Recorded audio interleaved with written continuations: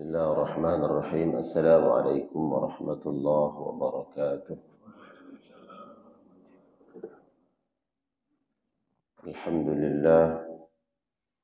الحمد لله الذي أحيانا بعدما أماتنا وإليه النشور.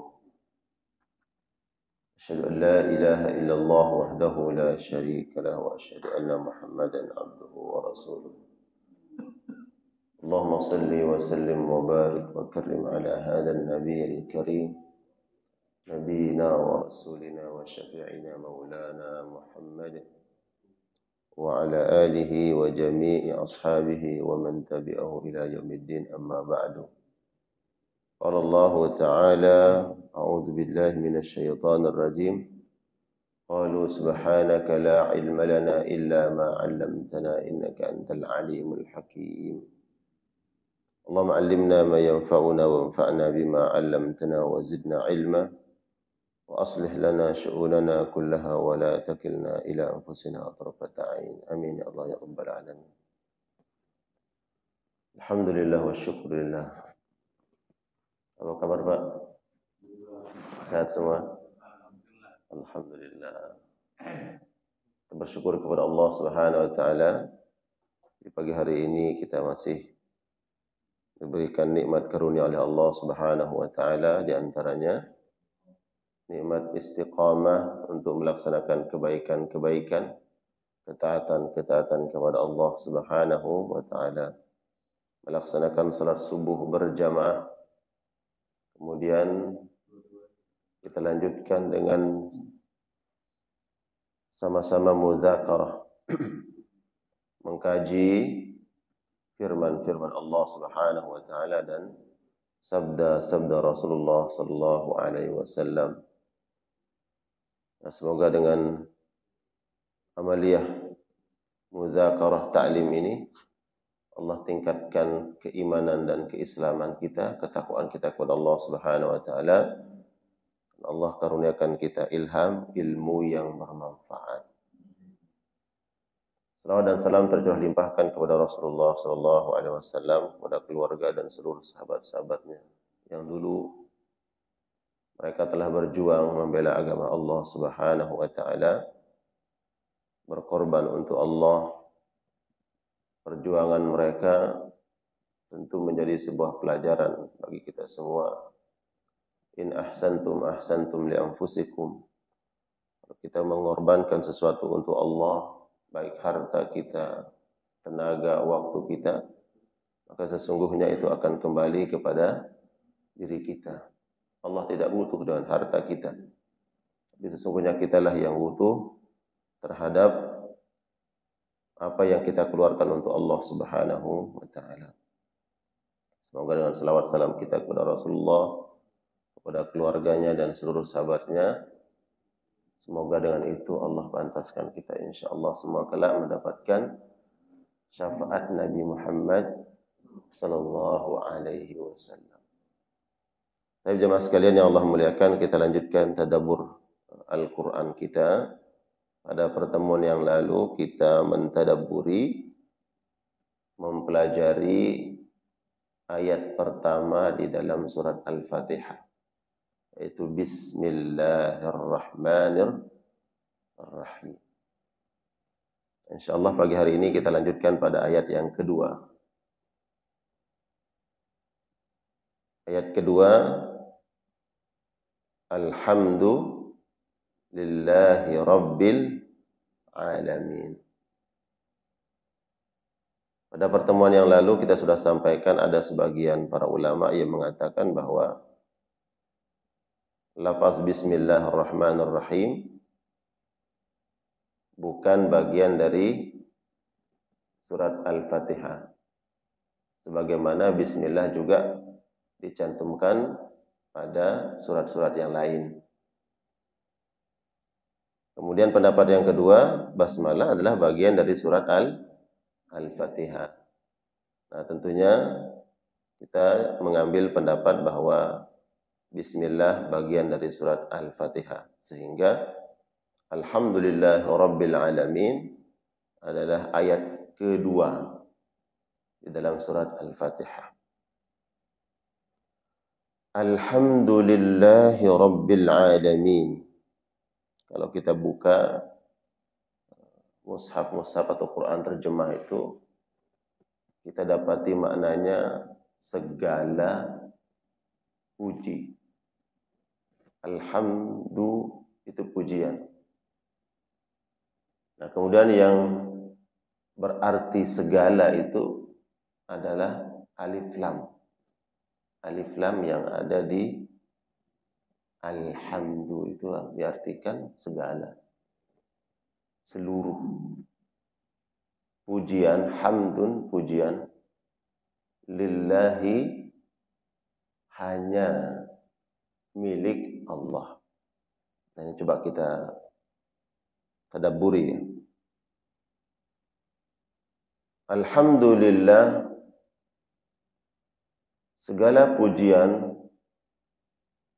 keseluruhannya mencakup pujian terhadap makhluk, pujian terhadap Allah Subhanahu wa taala. Hakikatnya pujian itu bersumber dari zat yang maha terpuji, yaitu Allah Subhanahu wa taala. Jadi alif lam yang ada di alhamdu itulah yang maknanya segala. Dalam bahasa Arab disebut dengan alif lam al-istighraq. Alif sim ta ra qaf istighraq, artinya mencakup, meliputi segala pujian itu adalah lillah, milik Allah Subhanahu wa taala. Hamdun. Di dalam bahasa Arab ada yang diterjemahkan ke bahasa kita pujian juga, tapi bukan lafaz hamdun, pujian. Bahasa Arab ada yang diterjemahkan ke bahasa kita pujian, tapi bukan hamdun. Apa itu? Madhun. Kalau alhamdu itu kan ha mim dal. Ha mim dal artinya pujian. 3 huruf tuh. Ditambah dengan alif lam. Alhamdu. Hamdun artinya pujian. Madhun mim dal ha juga diterjemahkan bahasa kita tuh pujian. Ya, kalau buka kamus-kamus bahasa Arab ya, kamus bahasa Arab Indonesia, kemudian coba cari lafaz madhun itu diterjemahkan ya pujian, madah. Nah, bedanya apa madhun dengan hamdun ya. Kalau hamdun adalah pujian yang disertai dengan cinta, bahwa ketika kita mengatakan alhamdulillah itu berarti kita memuji Allah Subhanahu wa taala dengan dasar cinta kepada Allah Subhanahu wa taala. Nah, kalau seandainya ada orang di luar kita mengatakan, "Pak, ini buat Bapak ya." Kemudian mengatakan, "Terima kasih Pak, alhamdulillah."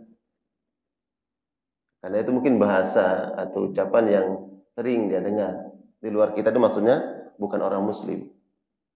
Ya.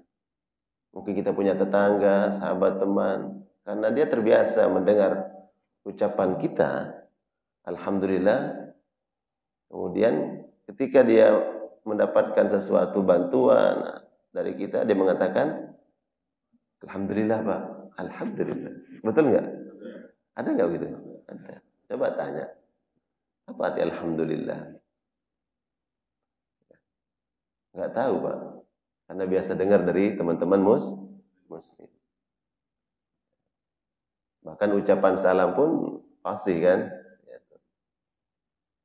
Artinya bahwa ya nggak masalah dalam artian bahwa itu kembali kepada mereka. Tapi bagaimana kita memaknai alhamdulillah itu? Alhamdulillah itu adalah ucapan memuji Allah tapi atas dasar cinta. cinta. Dan pembuktian cinta kita kepada Allah itu adalah menyembah Allah semata. Nah, itulah bukti cinta itu, menyembahnya, tunduk patuh, menyembah Allah. Salat, syahadat, kemudian puasa, haji bagi yang mampu. Nah, itu kan bentuk menerjemahkan cinta itu. Nah, alhamdu, pujian milik Allah yang didasari dengan kecintaan kepada Allah Subhanahu wa taala. Beda dengan madhun. Madhun adalah pujian yang belum tentu karena dasar cinta. Contoh, pernah nggak kita memuji sesuatu tapi kita nggak cinta, sebagaimana seseorang memuji musuhnya? Ya, kita memuji orang lain dengan kekuatannya. Ya, kalau musuh umpamanya strateginya, peralatannya, kecanggihan yang dia miliki, kita puji dia. Lihat, itu kan pujian. Kita memuji, tapi bukan atas dasar cinta. Nah, hamdun adalah pujian yang tentunya dibangun di atas cinta. Sehingga kalau kita takbir, tahmid, tahlil itu dalam hari raya umpamanya, itu bukan hanya sekedar ucapan, tapi hati kita kosong dari memaknai makna takbir, tahmid, tahlil. Tapi di situ ada rasa cinta kepada Allah Subhanahu wa taala. Makanya seseorang apabila sering mengucapkan lafaz hamdalah, alhamdulillah, maka akan tumbuh rasa cinta kepada Allah Subhanahu wa taala. Apalagi kemudian hamdalah ini betul-betul kita maknai karena mendapatkan nikmat dari Allah. Ya. Mendapatkan nikmat dari Allah kemudian mengucapkan alhamdulillah, itu akan semakin tinggi rasa cinta kita kepada Allah dengan memaknainya, ya. Alhamdulillah. Jadi alhamdulillah itu selalu, bahkan disunahkan kita mengucapkannya kalau mendapatkan nikmat.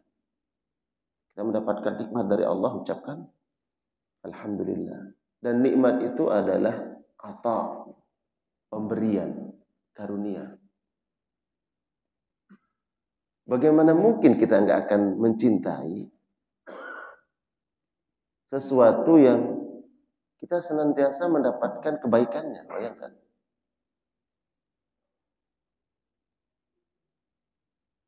Karena secara otomatis hati kita itu apabila mendapatkan kebaikan terus-menerus, maka akan tumbuh rasa cinta. Sebaliknya, hati kita ini kalau menghadapi sesuatu hal yang dia tidak sukai, maka tumbuh rasa benci. Sekarang pertanyaannya, kenapa kita sayang terhadap keluarga kita, menyayangi orang tua kita, menyayangi istri kita? Karena sesungguhnya berbagai macam kebaikan yang mereka berikan untuk kita. Pengorbanan mereka. Tak terhitung kebaikan orang tua, pengorbanan istri. Ya, itu kita dapatkan. Maka semakin tumbuhlah rasa cinta. Lalu bagaimana dengan Allah Subhanahu wa taala yang setiap waktu, setiap saat, semenjak Allah takdirkan kita berada di rahim orang tua kita, kemudian dilahirkan, terus tumbuh besar sampai Allah nanti mewafatkan kita, kita tidak lepas dari nikmat Allah Subhanahu wa taala. Enggak ada yang lepas dari nikmat itu. Siapa yang memberikan kita kehidupan ketika di dalam rahim orang tua kita? Siapa yang, enggak ada orang yang memberikan kita makanan. Kalau bukan Allah yang memang memelihara kita, lahir, kemudian tumbuh besar, terus berkeluarga, punya anak keturunan, diberikan anak keturunan, diberikan cucu, Allah. Bukankah ini ata dari Allah, pemberian Yang kemudian kalau kita hayati, renungkan semua pemberian itu, maka akan terucap alhamdulillah karena cinta kita kepada Allah.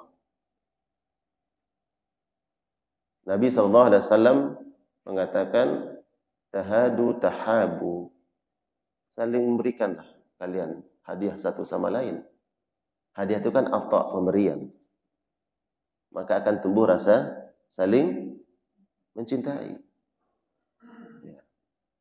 Hadiah dari teman kita, kemudian terjalin hubungan yang lebih baik, saling mencintai karena Allah.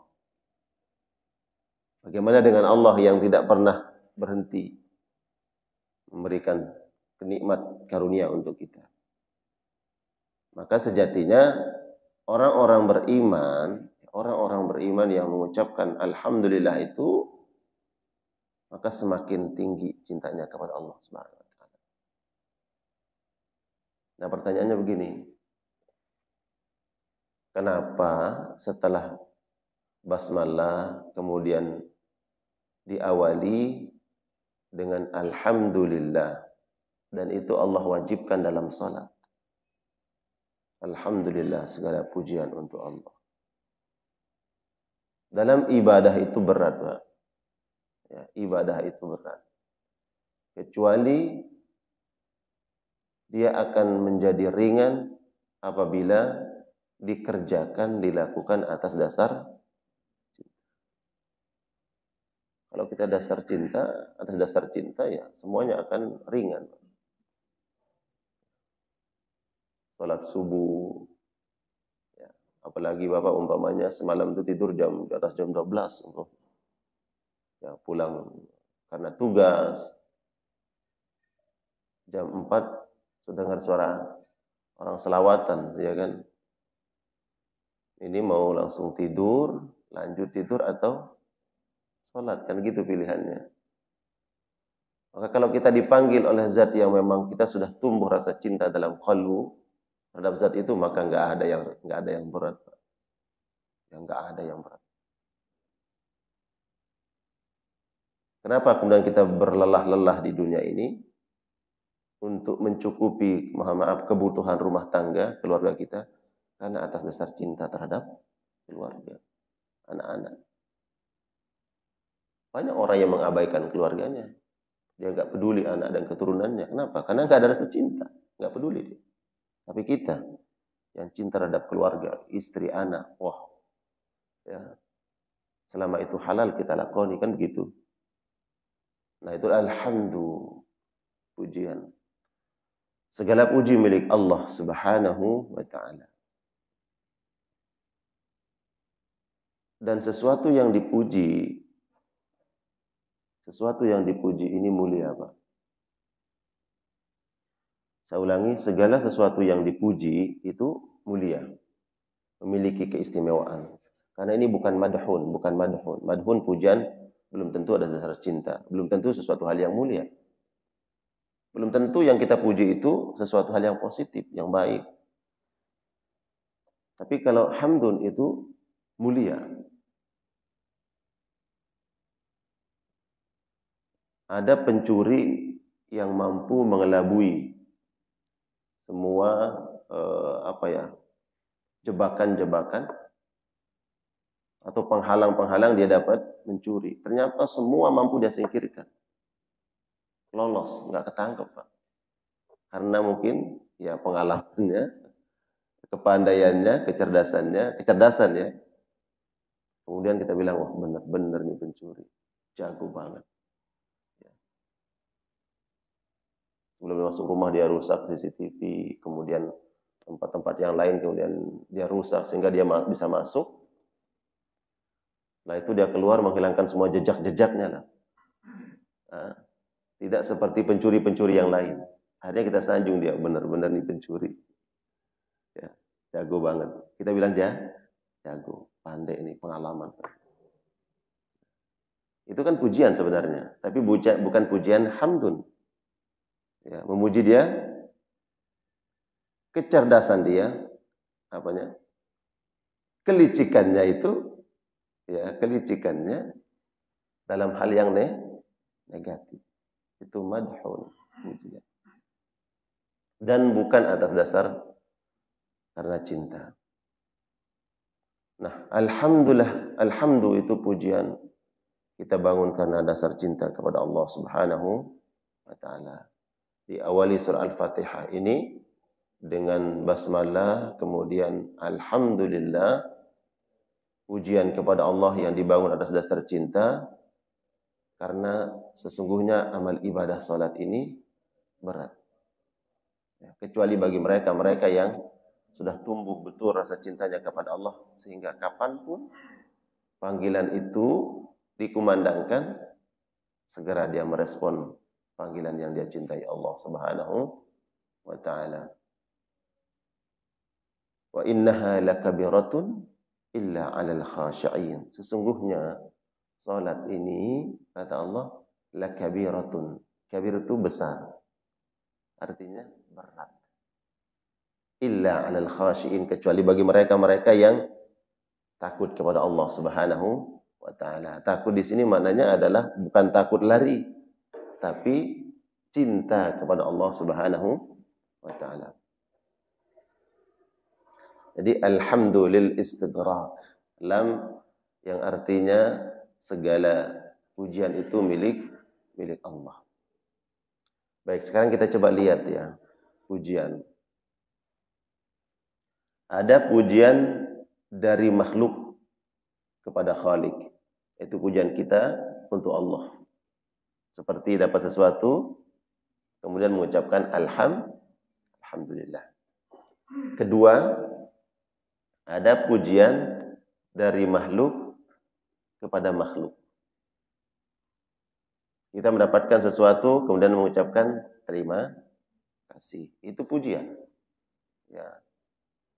Kita melihat sesuatu hal yang istimewa pada orang lain, ya, keistimewaan, kelebihan, sesuatu hal yang spesial ada pada diri orang lain, kemudian kita mengatakan, Masya Allah, anak ini pandai, anak ini berakhlak, dan seterusnya. Itu pujian dari makhluk ke makhluk, dari manusia ke manusia. Kita memuji alam, kita melihat pemandangan yang indah, yang pemandangan ini tidak ditemukan di tempat lain, keindahannya. Kemudian kita mengucapkan Subhanallah. Itu pujian. Pujian dari makhluk ke makhluk. Kita memuji alam. Alam ciptaan Allah Subhanahu wa taala, makhluk. Jadi pujian dari hamba ke Allah, ke Khalik, pujian makhluk sesama makhluk. Ada juga pujian dari Khalik ke makhluk. Pujian Allah ke makhluk. Ada enggak? Pujian Allah kepada makhluk. Ada. Ketika Allah Subhanahu wa taala memuji Nabi Muhammad sallallahu alaihi wasallam. Allah berfirman, "Wa innaka la'ala khuluqin 'azim." Sesungguhnya engkau wahai Muhammad memiliki budi pekerti yang agung yang mulia. Allah memuji akhlaknya Nabi. Walaupun sesungguhnya hakikatnya segala pujian itu kan kembali dari Allah. Allah lah yang mendesain, Allah lah yang menentukan, Allah lah yang telah memberikan karunia kepada makhluk terbaik, termulia yang bernama Nabi Muhammad sallallahu alaihi wasallam. Tapi kemudian Allah memuji makhluk yang terbaik itu. Jadi ada pujian dari makhluk ke Khalik, ada pujian makhluk sesama makhluk, ya. Ada pujian dari Khalik ke makhluk. Dan semua pujian ini bermuara pada zat yang satu, Allah Subhanahu wa taala. Dan yang terakhir ulama mengatakan ada pujian dari Khalik untuk Khalik. Allah memuji dirinya sendiri. Ada enggak dalam Al-Qur'an? Ada. Ketika Allah berfirman sabbaha. Dalam surah Al-Isra, subhanalladzi asra bi'abdihi lailan minal masjidil haram ilal masjidil aqsa. Maha suci dia. Dia itu siapa? Ya dirinya.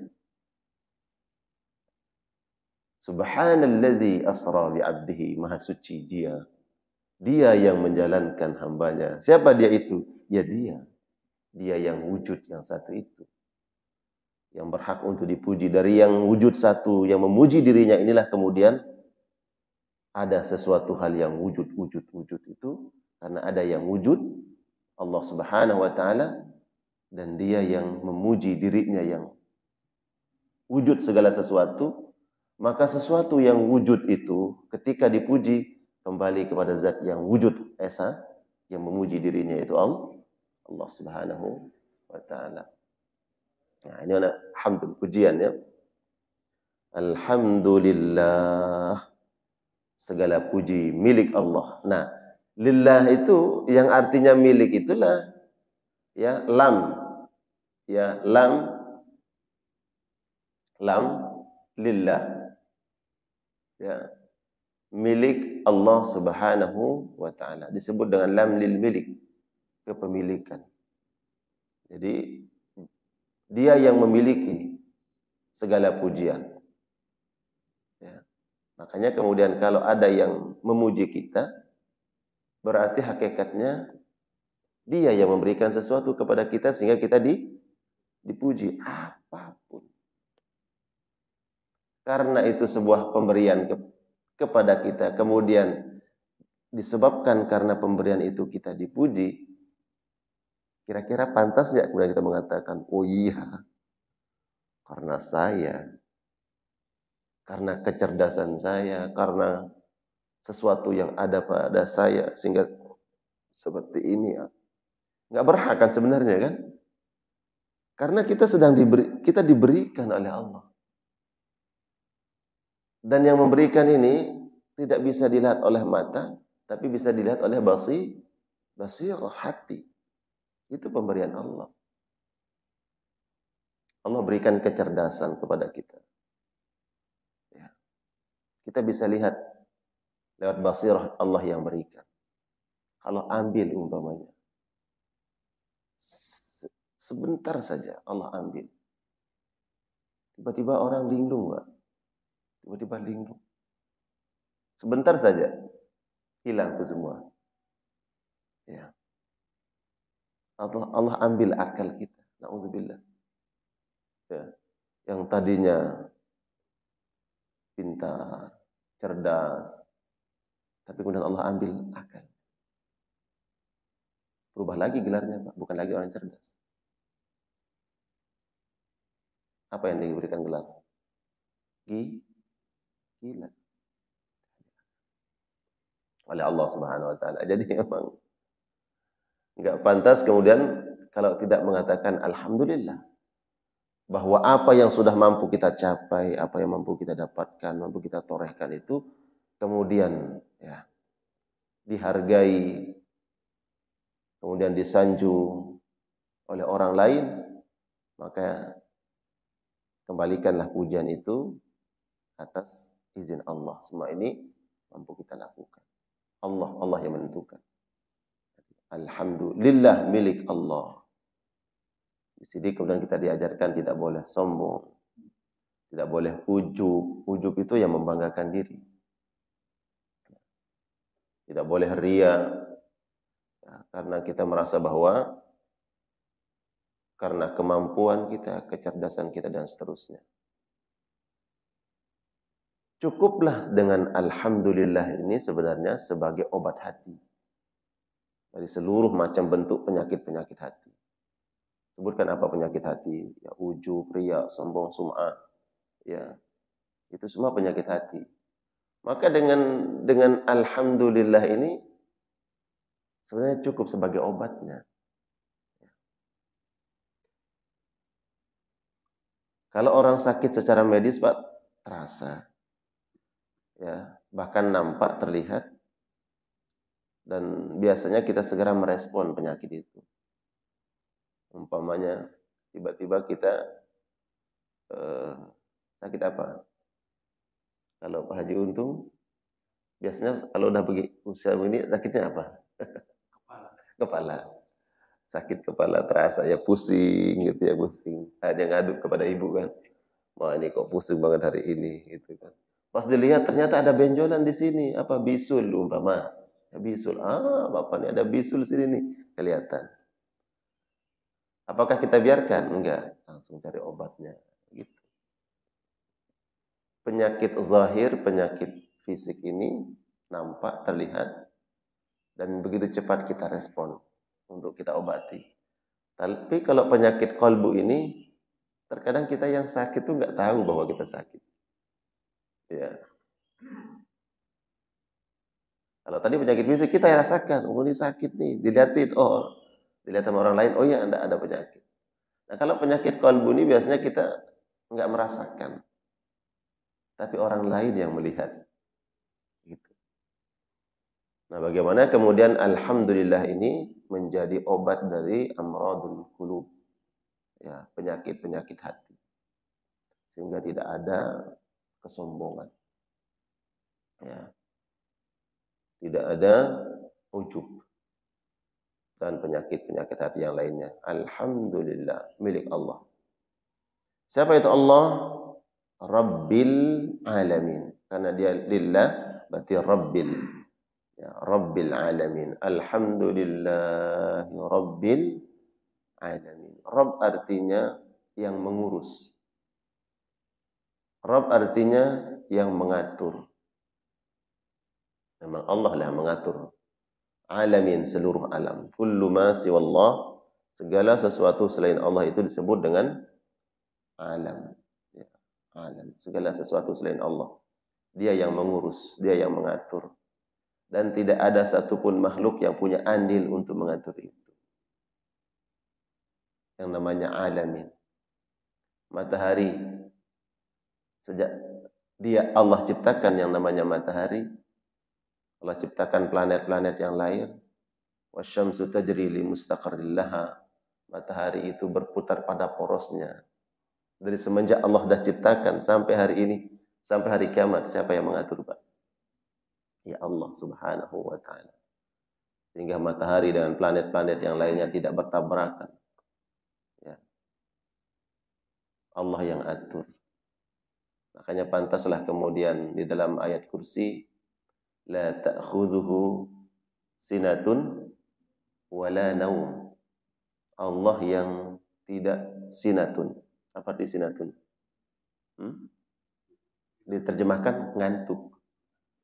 Wala naum, tidak juga tidur. Bapak pernah nyetir mobil tiba-tiba ngantuk gitu? Hah? Bapak malam udah pulang tugas di atas jam 12, paginya harus berangkat lagi, harus masuk kantor, ada tugas. Di tol lagi nyetir, astagfirullahaladzim. Udah mobil lagi gini, udah plak gitu kan. Saya sering tuh saking ngantuk, jadi plak. Karena saking ngantuknya, ambil air ciprat ke wajah, ngantuk. Itu ngantuk Pak, Bapak hampir ke pinggir kan, hampir nyenggol mobil yang lain. Itu namanya ngantuk Pak. Ya. Apa tuh kalau kita buka kamus bahasa Indonesia ngantuk itu apa sih gitu kan? Kalau dalam bahasa Arab disebut muqaddimatun naum. Ya. Prolog gitu ya, sebelum orang tidur ada ngantuknya. Kan pengantar tidur. Pengantar tidur, ya. Ada ngantuk. Nah, sinatun itu bukan ngantuk, tapi diterjemahkan ke bahasa Indonesia ngantuk. Lihat aja terjemah Al-Qur'an. Dia Allah yang tidak ngantuk dan tidak tidur. Padahal ngantuk dalam bahasa Arabnya itu nu'asun. Nu'asun, ngantuk. Nah, sinah itu adalah sebelum ngantuk. Saya nggak tahu dalam bahasanya kita. Bahasa Arab itu ada. Siapa yang dari Jawa Pak di sini? Dari Jawa siapa? Jawa, Jawa semua. Ya. Nasi, saya nggak tahu, saya pernah dengar nih, nasi, ya. Sebelum jadi nasi apa namanya, Pak? Padi. Ya, padi. Padi. Nah, padi itu sesudah digiling atau sebelum giling? Ya, beras, padi, ya kan? Beras terakhir. Kalau ada padi-padinya yang kecil-kecil, kepotong-potong namanya apa? Menir. Iya. Sebelum ketika dia masih di padinya, itu ada nggak namanya di Jawa? Hah? Gabah. Ya. Sebelum itu ada namanya. Di bahasa Indonesia ada nggak? Kayaknya enggak. Lebih kaya bahasa Jawa. Gitu. Banyak hal, banyak contoh ya, contoh. Ya. Kalau nasi itu dimasak, ya kan? Nasi dari beras itu dimasak kan? Bapak sendok tuh dari itunya. Ada yang suka nempel di wajan itu. Dalam bahasa Indonesia apa? Hah? Intip. Bahasa Indonesia enggak itu atau bahasa Jawa? Artinya apa? Artinya dari beras kemudian dimasak ada namanya. Nanti nasinya sudah agak udah nggak layak dimakan tapi busuk, ada lagi namanya. Nah, ternyata dalam bahasa Indonesia nggak ada namanya. Pokoknya nasi. Kalau dia rusak namanya nasi busuk. Ya. Nah, begitu di bahasa Arab. Saya sebut itu karena ingin menyebutkan bahasa Arab. La ta'khudhuhu sinatun. Allah itu tidak ngantuk. Wala naum, tidak tidur. Padahal sinah itu bukan ngantuk. Ya. Pengantar ngantuk itu disebut dengan sinah. Sinatun, itu pengantar ngantuk. Tapi di kita itu nggak ada. Bahasa Indonesia ada nggak pengantar ngantuk? Sebelum orang tidur, dia kan ngantuk. Sebelum dia ngantuk itu apa namanya? Sadar, lain sadar. Orang masalah sadar.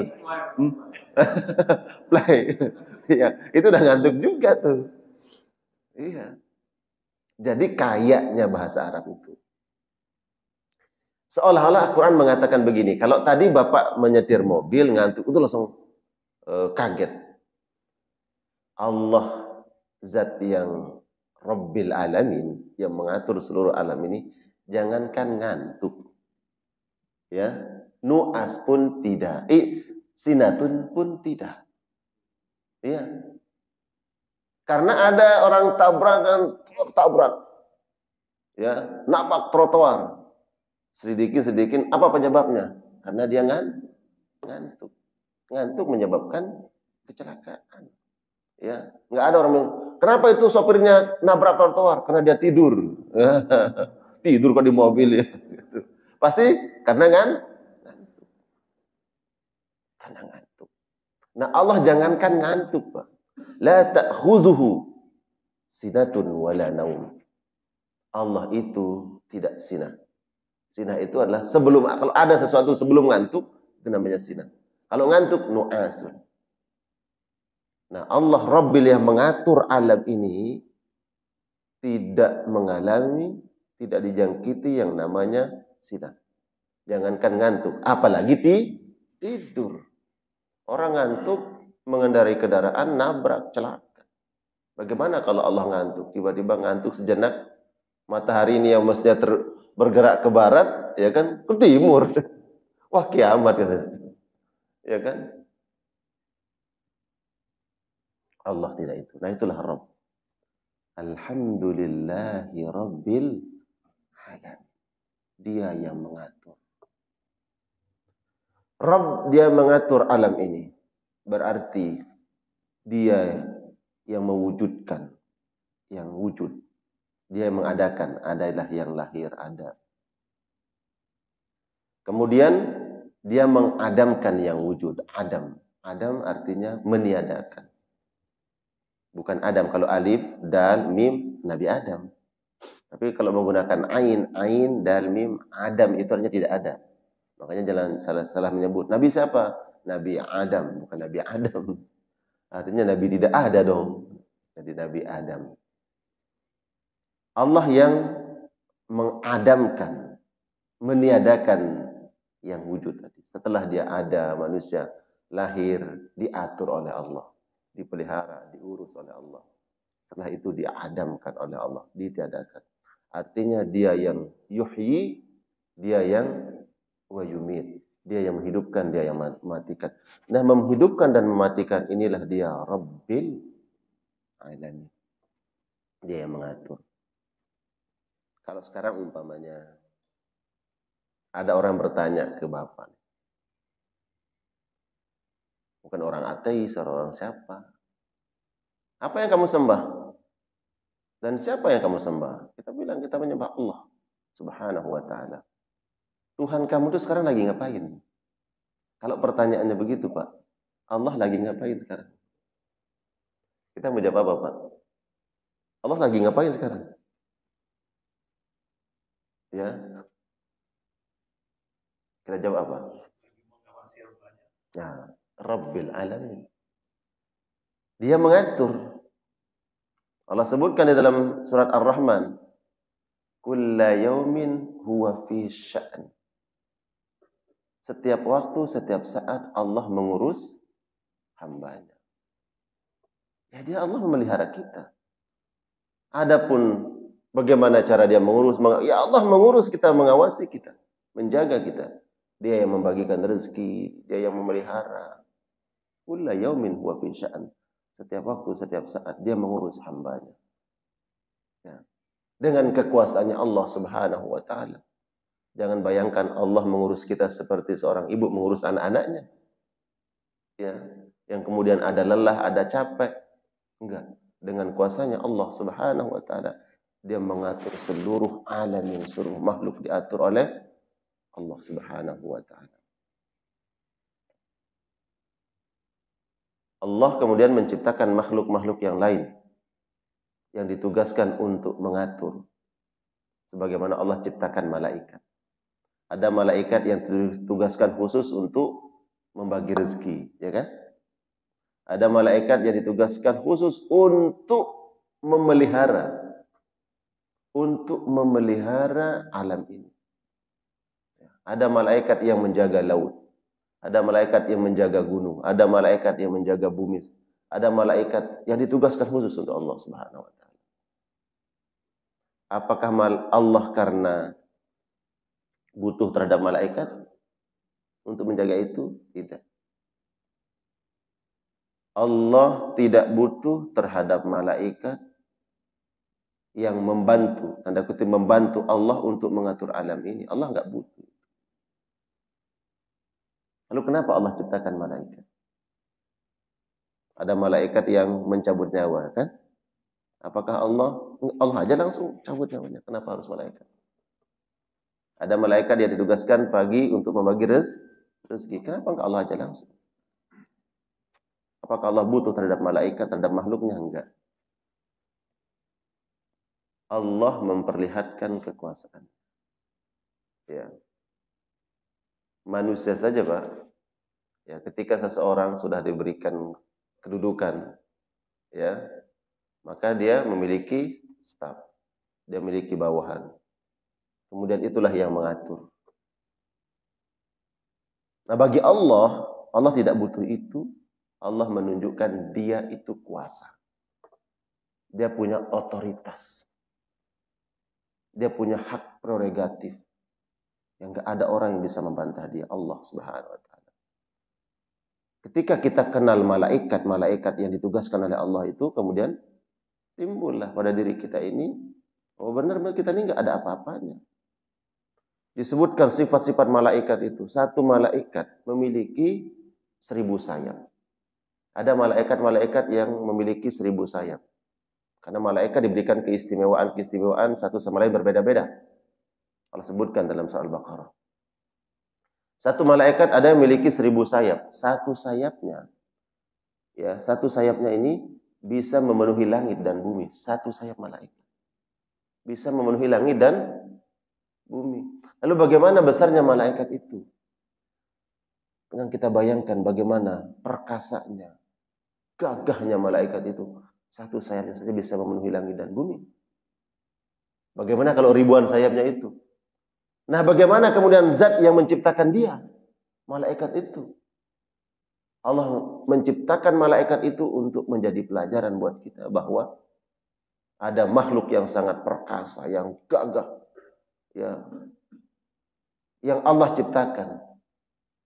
Tapi mereka itu la ya'sunallaha ma amarhum wa yaf'aluna ma yu'marun. Tidak ada yang sombong, tidak ada yang congkak. Kita manusia dikeplek oleh satu sama malaikat habis gitu kira begitu. Tapi kok sombongnya kita ini? Seolah-olah dunia ini kita ingin kuasai sendiri. Kira-kira begitu. Begitu sombongnya kita. Nah, makanya alhamdulillahirabbil alamin kan Rabb yang mengatur alam ini ya Rabb. Allah Subhanahu wa taala. Ya, Rabb dia mengaturkan. Mengatur berarti dia yang menghidupkan, dia matikan. Ya. Dia membagi rezeki, dia menurunkan hujan. Rabbil alamin. Nah, ini kalau kita kembali ke akidah Pak ya. Berarti dia menurunkan hujan. Yang menurunkan hujan siapa? Allah. Yang menahan hujan siapa? Allah. Udah ini akidah Pak. Ya, kalaupun secara teknologi ilmiah ya, kita bisa menciptakan hujan buatan, ya enggak masalah. Ya, bisa secara ilmiah bisa dipertanggungjawabkan. Tapi kalau ada orang yang menganggap atau kita anggap, naudzubillah, dia bisa memindahkan hujan, kemudian mengatur pergerakan awan, hujan bisa turun bisa enggak karena kemampuan dia. Hati-hati bertentangan dengan ini. Alhamdulillah Rabbil alamin bertentangan dengan ini. Dia menurunkan hujan. Walladzi anzala minas samaa'i ma'a. Dia Allah yang menurunkan dari langit itu ma'a, hujan. Jadi dia yang menurunkan. Ya. Dia yang yumsiku, dia yang menahan hujan. Berarti tidak ada orang yang bisa menurunkan hujan, menahan hujan. Kecuali dengan tadi ilmu, teknologi, ya, hujan buatan. Nah, itu justru karena ilmu yang Allah berikan bisa dipertanggungjawabkan. Tapi kalau nggak ada kaitannya, dan mohon maaf ini kita bicara tentang akidah. Pak Haji Untung umpamanya, hajatan pernikahan. Kemudian Pak, besok kan hajatan kita hari Ahad. Bagaimana biar cuacanya bagus? Terus gimana? Itu ada orang yang bisa nahan hujan. Siapa? Oh, di mana rumahnya? Umpamanya di Bogor, umpamanya. Datang ke Bogor. Minta apa? Pak, besok saya ada hajatan hari Ahad. Bapak bisa tahan hujan. Oh iya. Apa persyaratannya? Mintalah persyaratan ini, itu, dan sebagainya. Untuk nahan hujan. Siapa? Jadi siapa yang menahan hujan itu? Ya. Siapa yang menahan hujan? Siapa yang menurunkan hujan? Allah Subhanahu wa ta'ala. Setelah terjadi, alhamdulillah pindah itu awannya berjalan. Dia Allah yang menahan hujan. Dia yang menggerakkan awan-awan itu. Kok bisa? Itu kan terjadi. Allah yang izinkan. Kenapa Allah izinkan? Tadi saya kasih contoh. Pencuri masuk ke rumah kita udah kasih pasang CCTV, ya. Kemudian mungkin ada satpam, ya. Rumah udah kita kunci dengan rapat, ada kunci-kuncinya. Dia masuk juga, ngambil barang bawaannya, curiannya, kabur, selamat. Kita bangun, pas dia keluar bangun, kita teriak maling. Semua tetangga bangun. Mana malingnya? Kejar dia ke sana, kejar semua, kejar. Tapi nggak ketangkep, Pak. Lolos dia. Yang mengizinkan dia lolos itu siapa? Allah. Dia bawa itu emas yang 100 kilo di rumahnya Pak Haji Untung. Emas 100 kilo dia tahu soalnya. Pak Haji Untung ada punya emas 100 kilo. Disimpan di lemari, dia tahu. Dia bawa, dia gondol. Udah dikejar, selamat juga. Siapa yang izinkan dia selamat? Nggak ketangkap. Kalau seandainya ketangkap, waduh, nggak tahu ceritanya. Ya. RT 2 ngumpul, ngebukin, mati kali itu orang kan. Nah, dia selamat. Bawa juga tuh. Wah. Dan mungkin alhamdulillah katanya. Alhamdulillah bisa bawa 100. Berhasil bawa 100 kilo katanya. Alhamdulillah. Dia ucap alhamdulillah juga. Nah, artinya ketika dia selamat bawa itu, siapa yang izinkan? Allah juga. Enggak lepas dari izin Allah. Tapi apakah Allah redha? Enggak. Jadi ada yang disebut dengan masyiah. Masyiah itu adalah izin Allah, kehendak Allah. Allah izinkan, tapi Allah tidak redha. Sama. Ya, kalau ada sesuatu perkara yang mungkin terkait dengan kesyirikan, tapi terjadi, dikabulkan, itu atas masyiatullah. Allah izinkan, tapi Allah enggak redha. Ya. Tidak semua yang terjadi itu Allah redai. Pencuri, dia mencuri. Dia dapat barang curiannya. Dia makan, dia minum dari hasil barang curiannya. Itu atas izin Allah. Tapi Allah tidak redha dengan perbuatan itu. Orang yang menahan hujan. Memang kalau dia jadi pawang hujannya, benar-benar. Itu setiap hari benar hujan. Tapi pas hajatan karena dia pawangnya, nggak hujan. Allah izinkan saja. Allah izinkan. Yuk, kenapa diizinkan? Ada yang disebut dengan makin dibiarkan. Orang ketika sesat, terus dia nggak mau kembali kepada Allah, ya udah dibiarkan. Makin sesat. Allah Subhanahu wa Ta'ala. Nah, ini jamaah sekalian yang dimuliakan Allah. Jadi ayat kedua, alhamdulillahi rabbil alamin. Rabbil, dia yang mengatur. Ya udah, apapun yang terjadi dalam hidup ini tidak lepas dari kehendak Allah Subhanahu wa Ta'ala, diatur oleh Allah. Kebaikan, musibah, apa yang tidak kita senangi, ya udah ada Rabb yang mengatur. Dan setiap yang diatur oleh Allah Subhanahu wa Ta'ala bagi orang-orang yang beriman, orang-orang mukmin, pasti ada kebaikan-kebaikannya. Ya, musibah terjadi atas izin Allah, tapi di balik musibah itu atas kehendak Allah pasti ada kebaikan-kebaikannya. Allahu a'lam bishawab. Masya Allah. Ya, kita buka sesi tanya jawab ya untuk menunggu salat sunnah syuruk. Ada yang bertanyakan? Ya. Waktu sunnah. Ya. Salam.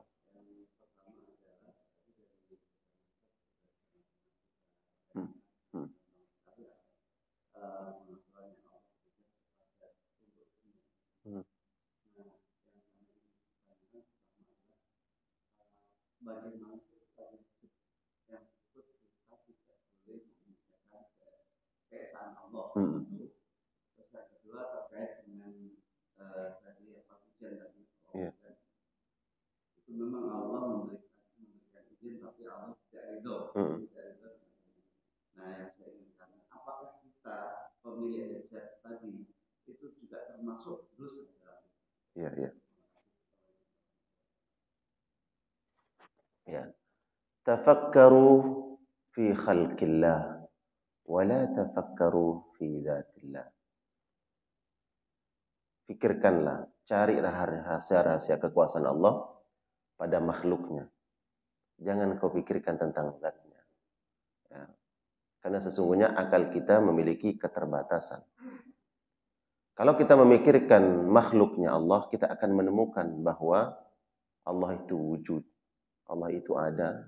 Alam ini tidak ada tiba-tiba ada dengan sendirinya, tidak. Ada zat yang mengadakan dia. Kemudian setelah kita berpikir tentang begitu jelimetnya, begitu ruwetnya alam ini, diatur oleh Allah, berarti yang mengatur ini memiliki yang segala-galanya. Termasuk kita ini alam. Tafakkaru fi khalqillah. Kita ini alam, kita nih. Wa fi anfusikum abala tubsirun. Coba kau pikirkan, enggak usah jauh-jauh, enggak usah alam yang lain. Pikirkan tentang dirimu, kata Allah. Maka kau akan menemukan bahwa ada Allah di situ yang Maha Kuasa. Kalau kita enggak mampu memikirkan nih tentang semua organ tubuh kita, coba tanya dokter. Jantung kita sehari itu berapa kali dia berdetak. Kemudian pembuluh-pembuluh darah yang menghantarkan darah ke jantung kita. Bagaimana kemudian rumitnya ya tubuh kita ini melakukan fungsinya. Itu baru jantung. Bagaimana dengan paru-paru? Bagaimana dengan sel-sel yang lain? Ya. Afi anfusikum abala tubsirun. Ada Tuhan berarti yang mengatur. Ya. Kita mikirkan tentang diri kita akan temukan Allah. Karena kalau langsung Allah itu dia ciptakan kursi. Kemudian kursi kalau diletakkan di atas arsy seperti logam kecil yang dilemparkan di padang Sahara. Kemudian Allah menguasai arsy. Bagaimana cara menguasainya? Allah duduk di atas kursi. Bagaimana cara dia duduk? Jangan berpikir tentang itu. Sebagaimana apa yang ada pada diri kita ini, penglihatan, pendengaran, dan akal, likullin lahu hudud, dia memiliki keterbatasan. Sekarang kalau ada orang yang teriak di kompleks saya itu, Pak, ya kan, di Mutiara, teriak. Bapak dengar nggak dari sini?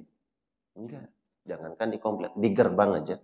Ada yang teriak, dipanggil sama Bapak. Kita nggak dengar. Dia bilang, tadi saya panggil Bapak, kok nggak nyaut? Masa di musola? Iya, saya panggil dari sini. Ya nggak dengar karena jauh. Itu pendengaran kita lahu hudud, ada batasnya. Penglihatan kita, sekarang kalau kita ngelihat di balik tembok ini siapa? Kita nggak tahu karena terbatasan penglihatan kita. Nah, begitu juga akal itu. Enggak, dia juga memiliki keterbatasan. Jadi apa yang kemudian akal kita bayangkan begini, enggak. Ya. Kita bayangkan di balik tembok ini kayaknya orang ini, belum tentu orang itu. Ya, ada suara di balik tembok ini. Suara apa nih? Jangan-jangan kucing, jangan-jangan ayam. Belum tentu, ternyata bukan kucing, bukan ayam. Begitu juga akal kita nih. Membayangkan Allah, begini kali. Allah itu maha besar. Mungkin kakinya gede kali. Ya, ya kan? Tingginya seberapa? Kan Allah maha besar. Mungkin jari jemarinya seperti apa? Jangan. Karena tadi akal itu terbatas. Karena Allah memberikan keterbatasan pendengaran, penglihatan, bahkan akal kita terbatas. Maka itu kemudian jangan memaksakan akal kita untuk mengukur Allah. Tapi cari kekuasaan Allah, silakan. Lewat akal kita lihat alam ini. Makanya diperintahkan, silahkan kau pikirkan tentang alam ini. Kau akan temukan Allah. Nggak mampu akal kita untuk menembus zatnya Allah, nggak mampu. Karena dia makhluk. Bagaimana mungkin makhluk bisa menembus Khalik? Nggak mungkin. Nggak mungkin. Maka ketika akal ini tidak mampu, maka yang terus berjalan adalah keimanan, yakin. Tadi digambarkan, kalau ada ayam dengan itik itu bebek ya, mau melewati sungai ini. Pas ke sungai, ayamnya nggak bisa lewat. Dia berhenti. Tapi kalau itik, ya udah bisa dia renang. Begitulah akal itu kalau mentok ya udah berhenti, jangan kepaksakan. Ayam mau berenang, seberapa kuat dia nggak bisa. Tapi kalau itik nggak bisa dia. Artinya akal berhenti, tapi iman mengimani. Gitu. Nah, kemudian yang kedua tadi tentang seseorang yang menggunakan jasa tadi ya, jasa pawang hujan. Apakah yang melakukannya itu dosa? Dilarang dalam agama. Hati-hati. Ini poin penting yang saya pikir harus kita pahami, harus kita sampaikan. Karena betul-betul kaitannya dengan keselamatan kita. Keselamatan apa? Akidah. Kalau kita buka kitab-kitab tauhid yang paling urgen dibahas dalam kitab-kitab tauhid itu adalah tentang mengesahkan Allah dan lawanannya, kesyirikan. Meminta bantuan kepada selain Allah adalah syirik. Kecuali meminta bantuan yang disyariatkan. Seperti saya datang ke dokter, minta bantuan ke dokter, tolong dong saya sakit ini, berikan resepnya apa. Oh, saya nggak punya pengetahuan tentang itu, silakan. Saya minta bantuan kepada orang lain yang memang tidak dilarang. Tapi kalau kemudian kita meminta kepada seseorang yang dilarang dalam agama, maka jatuhnya kepada kesyirikan. Wa annahu kana rijalun minal insi ya'udzuna birijali minal jin fazaduhum rahaqa. Sebagian manusia itu ada yang minta bantuan kepada bangsa jin. Dan jin itu akan menyesatkan dia. Sekarang saya minta bantuan ke Bapak, tolong pindahkan mendung ini, jangan hujan di sini. Siapa yang membantu Bapak? Allahu alam. Apakah dibantu oleh Allah Subhanahu wa taala? Allah nggak diperintahkan. Nah, kita berdoa. Kalau minta kepada seorang ustaz, tolong doakan ya. Saya besok hajatan, semoga nggak hujan, cuacanya bagus. Boleh, masyru', boleh. Ya. Tapi kalau kita minta kepada orang yang ritual tertentu, dia mintakan. Ya, bahwa secara zahir nampak bahwa dia bukan karena doa, tapi karena ada yang bantu dia. Ada makhluk lain yang membantu. Nah, meminta bantuan kepada orang seperti ini dilarang dalam agama. Hati-hati, itulah maksudnya kepada akidah. Ya. Kalau mau ya kita minta doa kepada Allah. Dia yang menurunkan hujan, dia yang menahan hujan. Udah minta aja kepada Allah Subhanahu wa taala. Baik, tadi sebut di mana tuh? Mandalika, di kampung saya itu. Saya ngomong itu di kampung saya terjadi. Allah Akbar. Ya.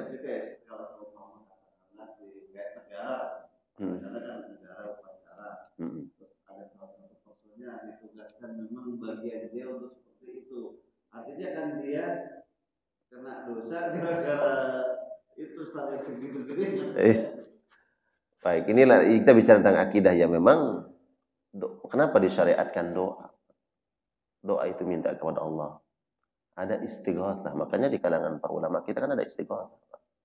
Istighatsah itu minta pertolongan kepada Allah. Zikir, berdoa, minta kepada Allah. Dia yang ngatur. Rabbil alamin. Ada selain itu yang mengatur? Enggak ada. Nah, agama ini sudah ada pakemnya, ada aturannya. Taraktu fikum amrayni lan tadillu bihima, lan tadillu abadan ma tamassaktum bihima kitaballah wa sunnata rasuli. Aku tinggalkan dua perkara kata Nabi, kalian tidak akan sesat selama berpegang teguh dengan dua itu. Kitab suci Al-Qur'anul Karim dan sunnah Nabi sallallahu alaihi wasallam. Kita tidak akan sesat. Nabi pernah di hadapan Abdullah bin Mas'ud dan sahabat-sahabat lain tiba-tiba begini Nabi. Di tanah diambil kayu dan coret begitu. Yuk. Rasulullah apa maknanya ini? Nabi coret lagi. Kata Nabi, hadhihi sabili, ini jalan tauhid. Dan ini jalan-jalan kesesatan. Jalan ini dari tauhid tadi nih. Ya, bukan jalan lain. Nabi coret kan Islam. Tapi di sini kemudian sempalannya ada. Ini yang keluar nih. Dia mengatakan masih dalam koridor Islam, tapi dia keluar. Wah, boleh, boleh. Padahal kata Nabi, ini nggak boleh. Kalau kamu ikuti ini, kamu akan tersesat. Hati-hati kita. Bukan garis yang lain. Kalau garis yang lain jelas, ya, minal Yahudi wan Nasara, jelas beda akidah kita. Ya. Tapi Nabi ini dari garis ini yang Islam ini bukan dia begini Nabi. Ya. Makanya terakhir saya ingin sampaikan, Nabi pernah mengumpamakan, menganalogikan tentang kesyirikan tadi. Kesyirikan itu susah, sangat susah membedakannya dengan tauhid dalam perkara-perkara tertentu. Sebagaimana susah melihat semut hitam di dalam gua yang gelap gulita di atas batu yang hitam. Coba, semut hitam di atas batu hitam di dalam gua yang gelap gulita. Pernah lihat? Bisa lihat nggak tuh? Nah, pernah juga saya sampaikan mungkin. Itu ada contoh analogi. Kan sulit. Nah itulah. Ini nggak apa-apa ini. Tapi dalam agama. Maka kalau ingin tahu ini boleh atau tidak, fas'alu ahla dzikri, ya tanya. Ya. Kalau para ulama kita mengatakan itu tidak diperbolehkan, diharamkan, ya udah jelas. Maka siapa ulama yang perlu kita tanya? Coba tanya Majelis Ulama Indonesia yang diakui oleh negara. Kalau mereka mengatakan ini tidak boleh, ya itu pakemnya. Gitu. Ya, Allahu a'lam bishawab. Berdosa atau tidak? Ada dosa karena majbur. Dosa majbur itu dia terpaksa. Kalau saya nggak lakukan ini gimana? Saya bisa dibuang ke sana nih sama atasan kalau enggak. Itu namanya dosa majbur. Dosa majbur dia terpaksa. Ya. Artinya ada orang yang dikisahkan sahabat Yasir, Ammar bin Yasir, dia waktu itu sama Abu Jahal sampai dipanaskan besi dan sulut besi panas agar dia mengucapkan Muhammad itu gila. Dia cuma diminta gitu, dia udah disiksa. Kalau Bilal bertahan, enggak apa-apa, mati juga enggak apa-apa. Tapi Ammar kekuatannya tidak sekuat Abu Bilal. Dan dipaksa, kamu cukup mengatakan Muhammad itu gila. Kamu akan saya lepaskan, enggak akan disiksa lagi. Saking lelah dan beratnya ujian itu, hanya dia mengatakan Muhammad Majnun, memang bida gila. Wah, langsung Abu Jahal itu langsung bebaskan Ammar, enggak lagi disiksa. Setelah itu Ammar lari, ya, menemui Abu Bakar, sampaikan kepada Nabi bahwa saya mengucapkan kalimat seperti ini. Bagaimana dosa saya di depan Allah? Disampaikan kepada Nabi, kata Nabi, yang terpenting hatinya. Wa qalbuhu mutmainnun bi ilman. Bahwa ucapan itu karena dia terpaksa, tapi dia ingkari dalam hatinya. Enggak, saya ingkari itu. Enggak mungkin saya mengatakan tentang Nabi seperti itu. Tapi karena majbur, terpaksa, maka Allah maafkan. Nah, coba dikiaskan di situ. Kalau bapak ini majbur di kantor, umpamanya atasan, kamu tugas gimana nih? Akhirnya tapi hati, ya Allah mengingkari itu. Semoga tidak dicatat oleh Allah Subhanahu wa taala. Amin. Ya Allah ya rabbal alamin. Minimal ini jawaban meringankan ya. Meringankan apa yang mengganjal selama ini. Ya. Allahu a'lam bishawab ya. Baik, kita cukupkan ya. Karena waktu salat sunnah syuruk sudah boleh kita lakukan. Kita cukupkan, barakallah. Semoga kajian kita di pagi hari ini Allah jadikan majelis yang Allah redai, menyebabkan kita mendapatkan redha Allah, dan ilmu yang kita dapatkan mampu kita amalkan. Barakallahu fikum. Kita tutup dengan doa kafaratul majlis. Subhanakallahumma bihamdika asyhadu an la ilaha illa anta astaghfiruka wa atubu ilaik. Wa sallallahu ala nabiyyina Muhammad wa ala alihi wa ashabihi wa sallam. Assalamualaikum warahmatullahi wabarakatuh.